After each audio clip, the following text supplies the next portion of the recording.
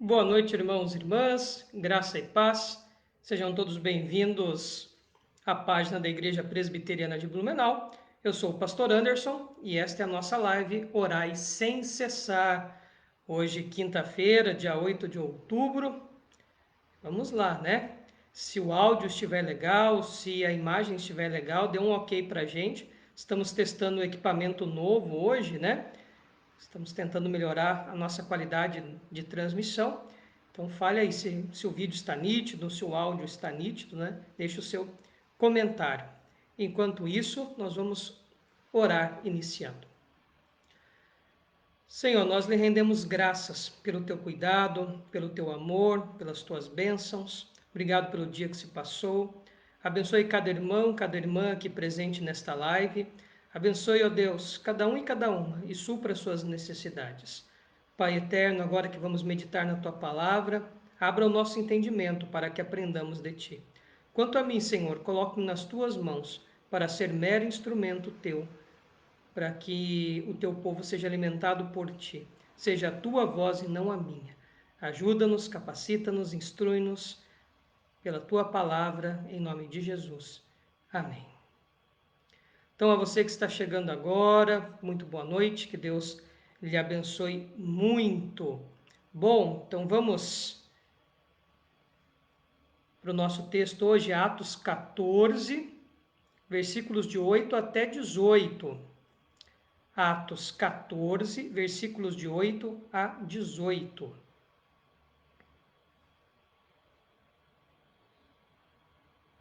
Então, vamos lá. Atos 14, de 8 a 18. Em Listra, costumava estar assentado certo homem aleijado, paralítico desde o seu nascimento, o qual jamais pudera andar. Esse homem ouviu falar Paulo, que, fixando nele os olhos e vendo que possuía fé para ser curado, disse-lhe em alta voz: Apruma-te direito sobre os pés. Ele saltou e andava. Quando as multidões viram que Paulo fizera, gritaram em língua licaônica, dizendo: Os deuses em forma de homens baixaram até nós. A Barnabé chamavam Júpiter e a Paulo Mercúrio, porque era este o principal portador da palavra. O sacerdote de Júpiter, cujo templo estava em frente da cidade, trazendo para junto das portas touros e grinaldas, queria sacrificar juntamente com as multidões. Porém, ouvindo isto, os apóstolos, Barnabé e Paulo, rasgando as suas vestes, saltaram para o meio da multidão, clamando: Senhores, por que fazeis isto? Nós também somos homens como vós, sujeitos aos mesmos sentimentos. Se vos anunciamos o Evangelho, para que dessas coisas vãs vos convertais ao Deus vivo, que fez o céu e a terra, o mar e tudo que há neles, o qual nas gerações passadas permitiu que todos os povos andassem nos seus próprios caminhos. Contudo, não se deixou ficar sem testemunho de si mesmo, fazendo bem, dando-vos do céu chuvas e estações frutíferas, enchendo o vosso coração de fartura e alegria. Dizendo isto, foi ainda com dificuldade que impediram as multidões de lhes oferecerem sacrifícios. Então, estamos diante de um texto interessante, né? Um acontecimento importante. Eles saem da cidade de Derbe e vão para a cidade de Listra, né? Diz o versículo 8. E lá eles, pregando o evangelho, Paulo, como instrumento do Senhor, opera uma cura. Lembre-se, né? A função do milagre era referendar, era assinar a palavra de Deus, era dizer que o reino de Deus havia chegado e que havia credibilidade naquilo que o apóstolo estava falando. Tá? Então, muito importante notarmos isso aí, a função do milagre. E Paulo, então, instrumento de Deus para curar esse paralítico. Veja, um milagre entre os gentios, um milagre entre o povo estrangeiro. Com que finalidade? Finalidade de que o reino de Deus, que a mensagem do evangelho seja ratificada ali, né? Seja diz que é verdade, né? Enfim, e algo acontece, né? Eu não vou me ater muito aos detalhes de milagre, que a gente já estudou aqui muito, né? Quase todos os milagres aqui de Atos, até então eu já falei bastante, expliquei, falei as funções, etc. para mostrar a consequência daquilo. O povo daquela cidade, ao observar o que havia acontecido, baseados numa lenda antiga, pensam que os deuses se vestiram, se fantasiaram de humanos, né, vieram disfarçados de humanos para provar aquele povo. Bom, alguns anos antes, né, de ter isso acontecido, um poeta grego chamado Ovídio, ele diz que naquela região ali, os deuses Zeus e Hermes, no caso aqui, né, eles trazem o nome da divindade romana, né, Júpiter e Mercúrio, então Zeus e Hermes, foram até esta região para serem hospedados e que não encontraram ninguém que os hospedasse, a não ser um casal muito pobre, muito idoso. E eles recompensaram aquele casal por os hospedarem, né? E acabaram castigando com uma enchente o povo que não os hospedou. Então havia uma lenda, né, já naquela cidade. Então esse é o contexto, né? Havia uma lenda ali, tanto que foi encontrado algumas escavações que tanto Zeus quanto Hermes, Júpiter e Mercúrio, eram adorados juntos, né, naquela região. Talvez por conta desse registro do poeta chamado Ovídio, né, que conta essa lenda e esse mito com referência a Zeus e também a Mercúrio. Bom, as divindades gregas geralmente recebiam outro nome dos romanos, né? Então, aqui o original grego não fala nem Júpiter nem Mercúrio, né? Então eles chamavam de dia, o termo grego é dia, que é o termo nome de Zeus, que é a divindade mais importante dos gregos, tá? E Hermes, filho de Zeus, tá? O nome grego, tá? O nome grego. Então, aonde você lê a Barnabé chamavam Júpiter, então é menção a Zeus, e a Paulo Mercúrio, Hermes, tá? Então, Júpiter, a divindade romana, Mercúrio, a divindade romana, os gregos, Zeus e Hermes, tá? Eram divindades adoradas ali naquela região. E é interessante que tanto Paulo quanto Barnabé, quando se deram conta do que estava acontecendo, né, de que eles estavam querendo adorá-los, eles ficam tão impactados que eles rasgam as suas vestes como num ato assim de profunda tristeza, né? E então vem esse sermão maravilhoso de Paulo, decorrente desta ação do povo, né? E faz-se nota, tá? As pessoas de Listra eram pessoas iletradas, eram pessoas simples, não era uma cidade rica, não era uma cidade importante, era uma, já falei, né? Era uma cidade de contexto rural, uma cidade pequena, uma cidade onde as pessoas não tinham muito recurso, né? Não eram, a maioria eram pessoas analfabetas, pessoas simples, aos que sabiam ler era pouco, enfim. Então, era uma cidade simples, para gente simples. E veja que Paulo, então, no seu sermão, no seu discurso, aquele povo, né, depois deles tentarem ajudá-los, né, adorá-los, aí vem com touro. A hora que o pessoal vem com touro para se sacrificar, com grinalda, enfim, que era um ritual comum para a adoração dessas divindades, né, o sacerdote de Júpiter ou o sacerdote de Zeus. Então havia o templo ali, o povo era extremamente religioso, né? Eles então, Paulo prega de maneira simples, né? Ele resume a mensagem, né?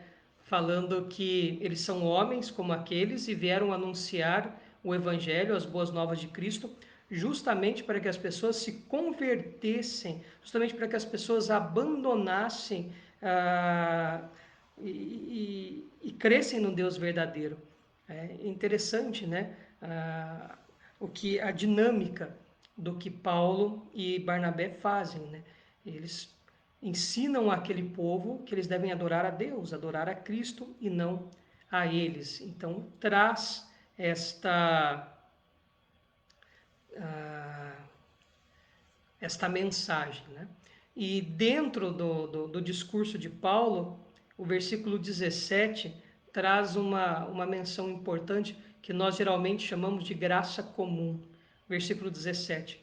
Contudo, não deixou ficar sem testemunho de si mesmo, Deus, né? Fazendo o bem, dando-vos do céu chuvas e estações frutíferas, enchendo o vosso coração de fartura e de alegria. Então, o que diz a teologia da graça comum? Que Deus, ele faz vir chuva sobre todos os povos. Ou seja, a graça comum é aquela bênção que Deus dá a todos, até aqueles que não são salvos, até aos pagãos, aos incrédulos, aos ateus e etc. Né? Então, todo indivíduo, toda pessoa que vive sobre a face da terra, seja ela cristã ou não, ela acaba sendo beneficiada pela graça comum. Por exemplo, um indivíduo que se diz ateu, ele tem direito à saúde, à educação, a ser socorrido num hospital, caso ele passe por algum processo aí que haja necessidade. Se houver um indivíduo na face da terra que declaradamente fala que não gosta de Deus e é adorador do diabo. Eu quero ser adorador do diabo. Vai nascer o sol sobre a casa dele, vai chover. Se ele plantar um feijão vai nascer lá, ele vai colher feijão e etc. Então, isto que é graça comum. E é interessante que esse versículo 17 traz essa base, esse fundamento, né? A gente acha que Deus vai ficar castigando os outros. Deixa eu fazer um resumo para vocês de um negócio que eu ouvi uma vez, um absurdo, né? Dois, na verdade, né? Duas infelicidades que eu ouvi, mas é melhor ouvir que ser surdo, né?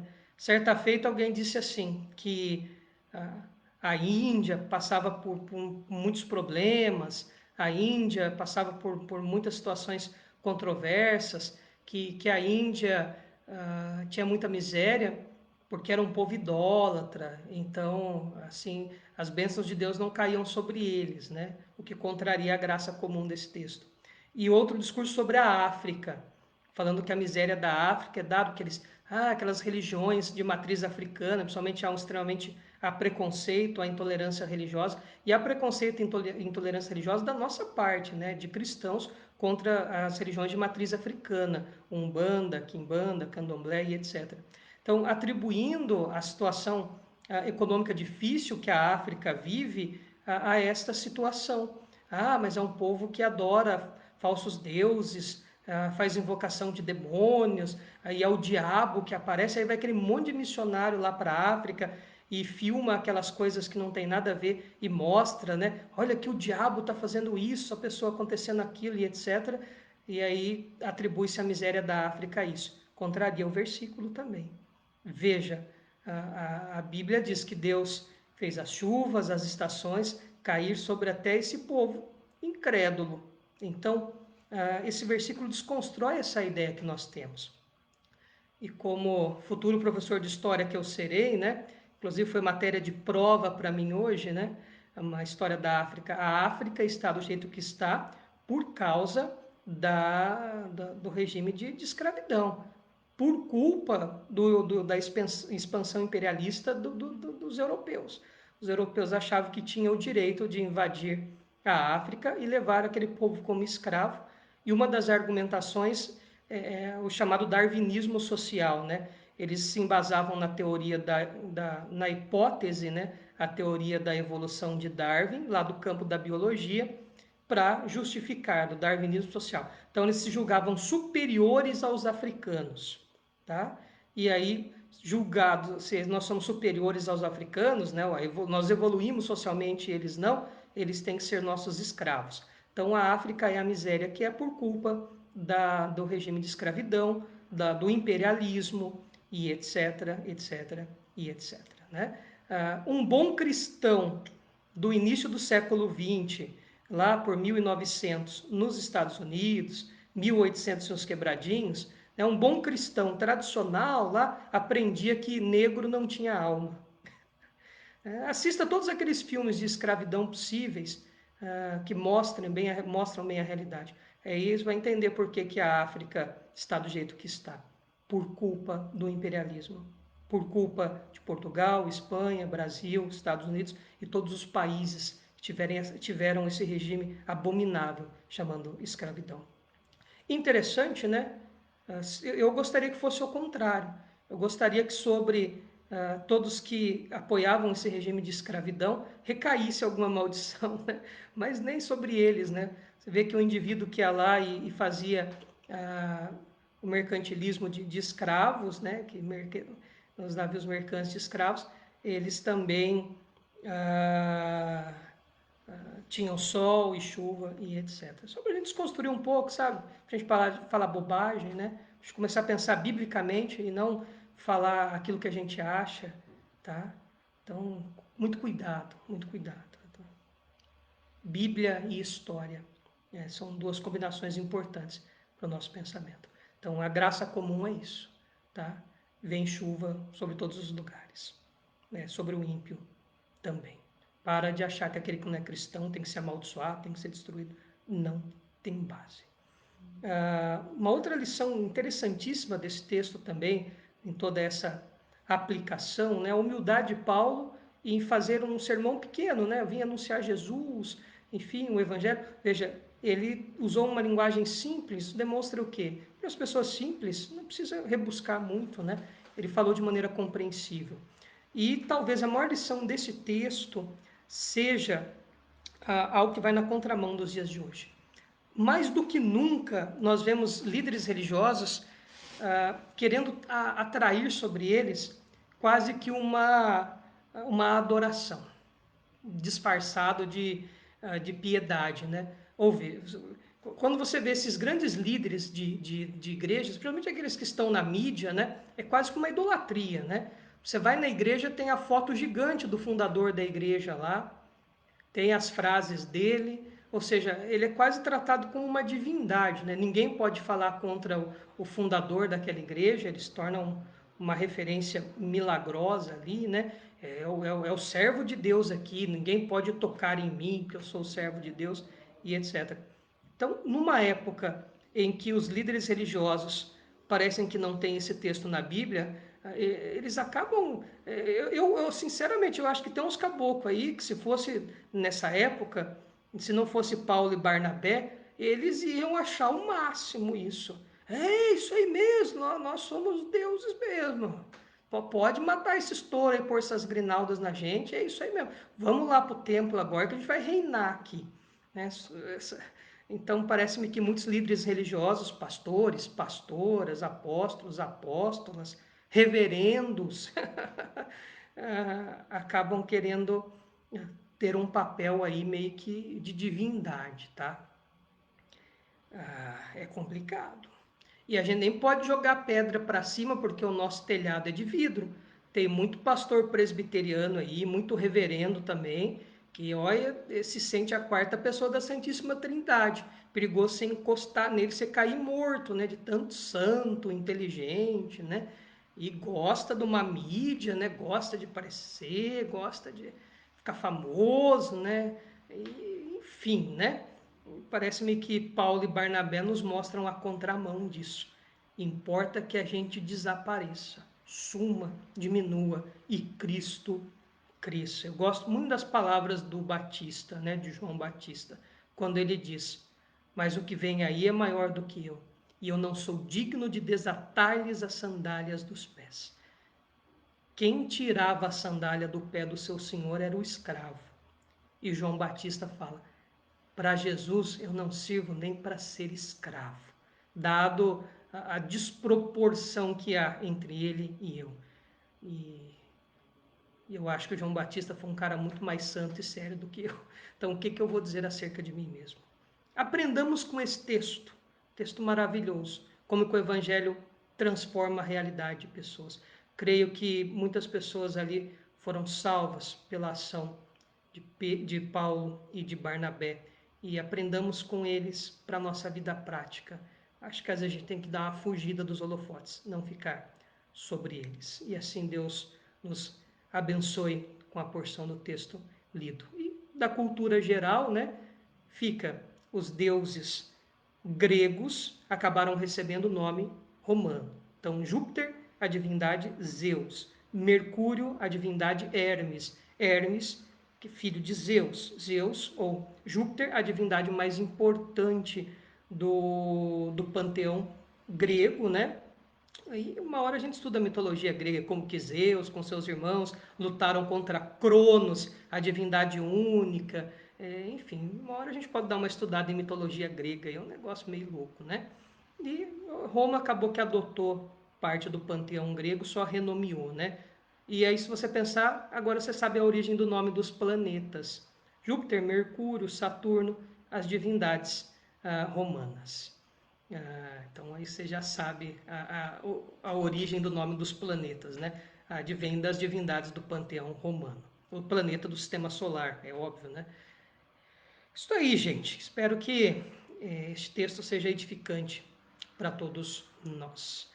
E vamos lá aos nossos motivos de oração, então, sem mais delongas.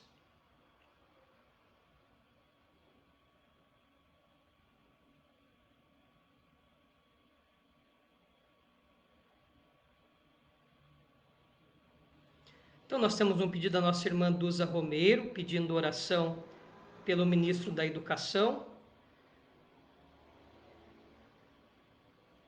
Então, vamos orar pelo ministro da Educação, né? O Milton Ribeiro, que eu não sei se é ou se era pastor da Igreja Presbiteriana Jardim de Oração, lá em Santos, né? Geralmente, quando se assume cargo público, pede-se exoneração ou licença do ministério, né? Não sei no caso dele, né? Via de regra, nos presbitérios, você interrompe o seu ofício ministerial para servir em cargos políticos, né? Mas se não foi pastor da Igreja Presbiteriana Jardim de Oração durante muitos anos, reitor do Mackenzie e etc., né? Atual ministro da Educação. Então, Milton Ribeiro, vamos orar pelo ministro. E, aliás, eu vou orar por todos os políticos, né? Em geral, por todas as autoridades instituídas. A nossa irmã Dona Carmen pede oração pela família e pelos irmãos da Igreja do Chile. Agradecem as orações pelo pastor Manuel Covarrubias, que está melhor e amanhã vai ter alta e voltar para casa. Maravilha. Dona Carmen também pede oração pelo seu genro, Adalberto, que fez 50 anos na segunda-feira. Ele é massoterapeuta, bacana, que cura o pescoço da gente, né? A coluna, que beleza.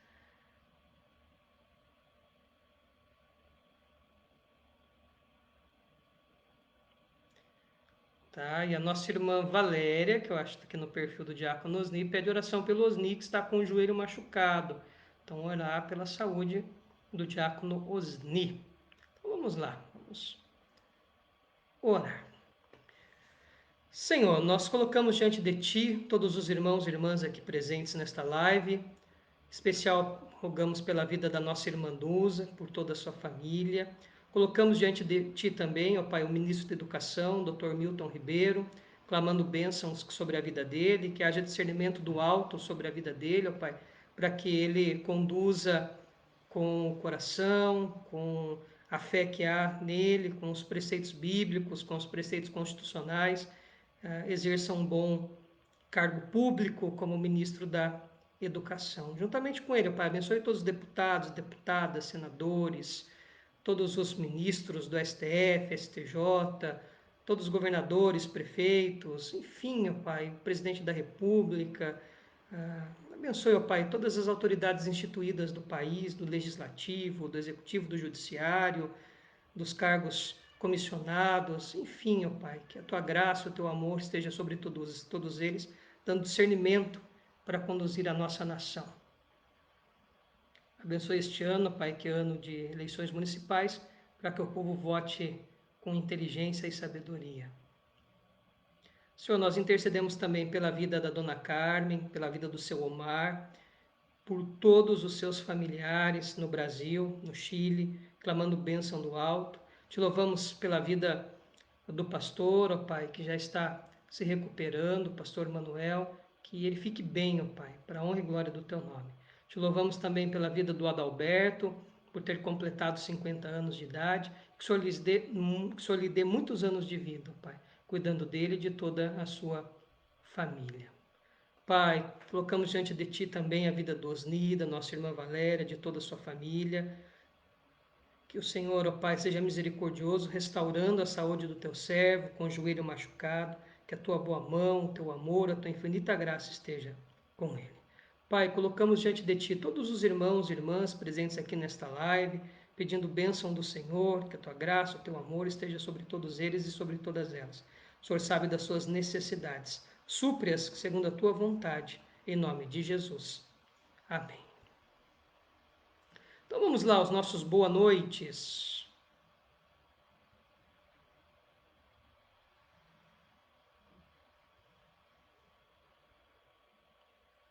Então, mandar uma boa noite muito especial para nossa irmã Duza Romeiro, para a Marília, para a Denise, né? Que Deus abençoe muito e muito.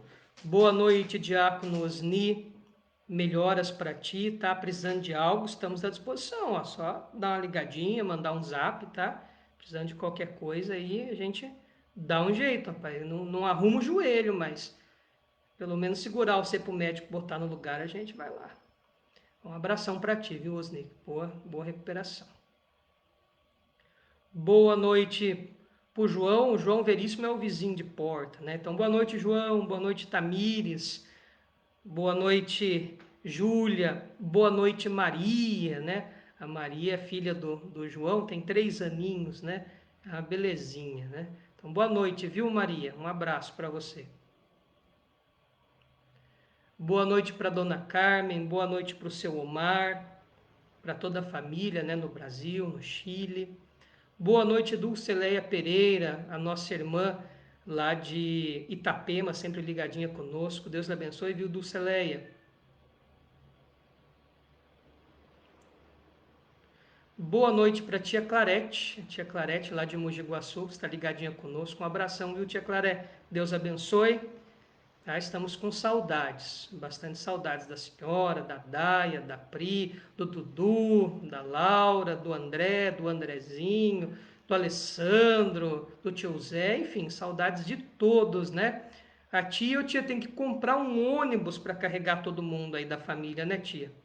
Eu estava falando para a Aline, né, quando for trocar de carro, eu quero comprar um carro de 7 lugares. Mas se for pensar mesmo, era comprar um micro-ônibus, né, para todo mundo, né? Para a gente passear junto. Então, boa noite para nossa irmã Claudete Bittencourt, que é lá de Itapema também, que Deus lhe abençoe. Boa noite, Rose Andrade, um grande abraço para ti. Boa noite, Solange, a nossa irmã lá de Xanxerê. Muito obrigado pela companhia, Deus lhe abençoe, viu, Solange? Boa noite, Enoé Florencio Melo, que Deus lhe abençoe, obrigado pela companhia. Boa noite, Aline, a minha esposa. Fez pão recheado para mim, porque eu tô doente, né? Tem que cuidar mesmo, né? Tem que dar valor. Eu sou um marido que lava a louça, que ajuda na casa, né? Faz comida, olha que marido bom. Só de lavar a louça, né? Se fosse ver mesmo na lei, lavar a louça seria maus tratos ao esposo, né? Mesmo assim, eu lavo louça. Então, boa noite, viu, Aline? Obrigado do pão recheado. Boa noite para Letícia, boa noite para o presbítero Ricardo, que Deus lhes abençoe. Agora que apareceu o pedido de oração da Letícia aqui pela Ivanilde, tá? Letícia, o Facebook está fazendo disso, tá omitindo os comentários, principalmente quando um embaixo do outro, mas apareceu agora só aqui para mim, oração pela Ivanilde. Então que Deus abençoe a nossa irmã Ivanilde. Boa noite, dona Zeni, boa noite, seu Dino, boa noite, Ana, né? A dona Zeni e a Ana e o presbítero Alduino, que a gente fala seu Dino, são lá de Xanxerê, seu Dino é presbítero. Tive o prazer de tê-lo como presbítero também, os anos que eu fui pastor lá em Xanxerê. Que Deus abençoe muito, viu, dona Zeni, seu Dino, Ana? Estamos com saudades. Mandar outro abraço para o seu Omar, que ele pôs um monte de comentário aqui, né? Boa noite, viu, seu Omar? Que Deus lhe abençoe. E a dona Carmen também, toda a família. Boa noite para o nosso irmão Osias Costa, para a sua esposa. Que Deus lhes abençoe em Rio dos Cedros, né? Um grande abraço.